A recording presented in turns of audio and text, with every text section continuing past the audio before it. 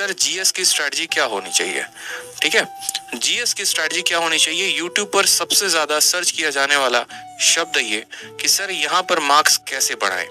जैसे आप मैथ में 50 में 50 लेकर आ गए, इंग्लिश में 50 में 50 लेकर आ गए, रीजनिंग में 50 में 50 लेकर आ गए, ठीक है, मैं भी उतना लेकर आ सकता हूँ 50 50 50, लेकिन अगर मेरे जीएस में ही 10 नंबर आ गए तो मैं सिर्फ 160 पे ही रह जाऊंगा। ठीक है, तो सर जीएस में हम जो है स्कोर कैसे करें, यहाँ पर इस बात को बताइए कि जीएस के लिए हमारी स्ट्रेटजी क्या होनी चाहिए। बहुत ज्यादा बच्चों का डिमांड रहता है, पिछली वीडियो में बच्चों ने बहुत कमेंट किया। ठीक है, तो इस बारे में हम समझते हैं कि जीएस की स्ट्रेटजी क्या होगी। देखो, आपको जीएस को अपने पेपर के लिए 3 पार्ट्स में तोड़ना है, आप समझेंगे यहाँ पे, और 3 पार्ट से आपके सवाल पूछे जाते हैं। सबसे पहला जो पार्ट होता है ना, वो होता है मेरे भाई यहाँ पर सिलेबस। सिलेबस का मतलब क्या हो गया, सिलेबस का मतलब यहाँ पर आपके सब्जेक्ट हो गए। जैसे अगर हम बात करें तो फिजिक्स हो गया, केमिस्ट्री हो गया, आपको बायो हो गया, ठीक है, पॉलिटी हो गया, हिस्ट्री हो गया, ज्योग्राफी हो गया, आपका इकोनॉमिक्स हो गया, और इसके अलावा यहाँ पर आपका थोड़ा बहुत इन्वायरमेंटल हो गया। नेक्स्ट बात करते हैं यहाँ पर, तो ये हो जाता है आपका स्टैटिक का पोर्शन। ये जो स्टैटिक का पोर्शंस होते हैं, जैसे आप कह सकते हैं इसमें कि सर कंट्री एंड कैपिटल है, ठीक है, फिर उसके बाद यहाँ पर करेंसी जैसे शब्द हो गए, फिर उसके बाद यहाँ पर जैसे डांस वाले शब्द हो गए, जितने के जितने, फोक डांस, ये डांस, वो डांस, इसके अलावा जितने भी स्टैटिक के पोर्शंस हो गए, प्रथम पुरुष, प्रथम महिला, यहाँ के राष्ट्रपति कौन है, यहाँ के ये कौन है, ये फलाना ठिकाना, जितनी बातें होती हैं। और तीसरा जो होता है वो होता है हमारा करंट अफेयर। ठीक है, ये जो जीके होता है ना, ये हमारा 3 पार्ट्स में ब्रेक होता है करंट अफेयर्स में। जैसे कि मैंने कहा आपको, पहला पार्ट सिलेबस, दूसरा पार्ट स्टैटिक, तीसरा पार्ट करंट अफेयर। और हमें एक ऐसी रणनीति बनानी होगी जिनसे हम तीनों पार्ट को क्रैक कर पाए बड़े अच्छे तरीके से, क्योंकि पेपर में सवाल यहाँ से भी आते हैं, यहाँ से भी आते हैं, यहाँ से भी आते हैं। अगर हम इनके ब्रेकआउट की बात करें तो करंट अफेयर्स में हमारे कितने सवाल होते हैं, करंट अफेयर्स में हमारे 4 से 5 सवाल होते हैं। ठीक है, स्टैटिक से हमारे कितने सवाल होते हैं, तो 4 से 5 सवाल होते हैं। अगर हम इनका वेटेज 10 सवालों का मान ले तो पूरी की पूरी सिलेबस से हमारा 15 सवाल आता है। और हमें जो है एक ऐसी रणनीति बनानी पड़ेगी। देखो भाई, जिन्होंने वीडियो को अभी तक लाइक नहीं किया है वो लाइक कर दें, और जिन्होंने वीडियो को शेयर नहीं किया वो शेयर कर दें। अगर मैं इतनी वैल्यूएबल बात आप लोगों से शेयर कर रहा हूँ आप लोगों के स्कोर को बढ़ाने के लिए, तो ये आप लोगों का भी फर्ज बनता है कि आप भी इस वीडियो को ज्यादा से ज्यादा लोगों तक शेयर करो। ठीक है, अगर मैंने यहाँ पर जो है एक जहद उठाई है कि आप लोगों के स्कोर को बढ़ाऊं, मैं आप लोगों की सहायता करूं, मैं आप लोगों को जो है स्ट्रेटजी ढंग की बताऊं, तो उसी तरीके से आप लोगों का भी ये फर्ज बनता है कि आप वीडियो को ज्यादा से ज्यादा लोगों तक पहुंचाओ। ठीक है, तो ज्यादा से ज्यादा लोगों तक शेयर करो आप। तो ये हमारा एक सिलेबस हो गया, और दूसरा हो गया हमारा ये स्टैटिक का पोर्शन, और तीसरा हो गया हमारा करंट अफेयर का पोर्शन। ठीक है, ये सभी पॉइंट्स पर अगर जो स्टूडेंट काम कर लेगा उसका जीएस में जो स्ट्रैटेजी है, जीएस में जो स्कोर है, वो हमारा 35 प्लस आना शुरू हो जाएगा। और 30 और 35 प्लस एक बहुत ही बढ़िया स्कोर माना जाता है आपके जीएस में। अगर इतना आप स्कोर करते हैं तो आपका बहुत अच्छा रिजल्ट आएगा। लेकिन इस बढ़िया रिजल्ट के लिए हमें क्या करना पड़ेगा, किस तरीके की प्लानिंग करनी पड़ेगी, किस तरीके की जो है हमें ब्रेकआउट रखना पड़ेगा। तो जैसा कि मैंने आपको सबसे पहले बताया, तो यहाँ पर समझते हैं, सबसे पहले यहाँ से शुरुआत करते हैं। ठीक है, सबसे पहला पॉइंट पकड़िए यहाँ पे सब्जेक्ट में। इस सब्जेक्ट में अगर आपको देखना है ना, तो आप देखना यहाँ फिजिक्स से ज्यादा क्वेश्चन नहीं आते, बायोलॉजी केमिस्ट्री से ज्यादा नहीं आते, सबसे ज्यादा बायो से आते हैं, फिर पॉलिटी से, हिस्ट्री से और ज्योग्राफी से। ये आपके जो है ना, ये 4 सब्जेक्ट जो है ये बहुत इंपॉर्टेंट है इन 7 सब्जेक्ट्स में। इसको जो है आप प्रॉपर तरीके से अगर रिवाइज कर लेते हैं, प्रॉपर तरीके से आप एक एक पॉइंट पढ़ लेते हैं, तो आपको परेशानी नहीं होगी।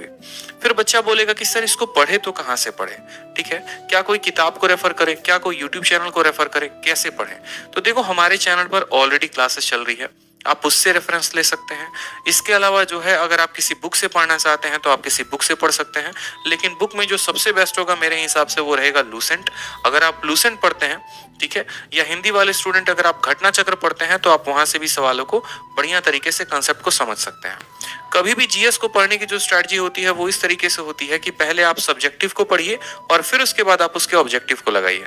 जैसे मानिए कि सबसे पहले आपने दिल्ली सल्तनत पढ़ा, तो आप दिल्ली सल्तनत को पढ़ लीजिए, और उसके बाद दिल्ली सल्तनत पर आधारित जितने भी प्रश्न आपके लूसेंट के ऑब्जेक्टिव में है, पहले आप उसको लगाइए। इससे क्या होगा कि आपका जो लेवल है वो इंक्रीज होगा, आपको जो चीजें हैं क्रम अनुसार याद होती चले जाएंगी, और आपका फिक्स रहेगा कि हाँ यार, जब मेरे सामने 4 ऑप्शंस आते हैं तो उसमें मुझे सही ऑप्शन किस तरीके से टिक करना है। तो इन बातों पर सबसे ज्यादा फोकस करिए। नेक्स्ट बात आता है स्टैटिक में। स्टैटिक के लिए देखो अलग अलग तरीके से काम किया जा सकता है। स्टैटिक में कोई बच्चा बोलता है कि सर हमको ट्रिक से याद होता है, जैसे मानो कि पहाड़ हो गए, पर्वत हो गए, आपके दर्रे हो गए, ठीक है। इनको कोई बच्चा कहता है कि सर हमको ट्रिक से याद करना है, जैसे जितने ताल वाले हो गए, जिस शब्द के आगे ताल लगा होता है वो कहाँ पर होता है, सारे के सारे उत्तराखंड में हो गए, भीमताल, ठीक है, नैनीताल, इस तरीके से करके, तो ये सारे के सारे मेरे भाई कहां पर हो गए, उत्तराखंड में। तो आपने जैसे ट्रिक से याद कर लिया। नहीं तो आप ऐसा कर सकते हो कि आप ट्रिक से यूट्यूब चैनल में आपको एक बता रहा हूं, वहां से भी आप फॉलो कर सकते हो, क्रेजी जीके ट्रिक्स करके।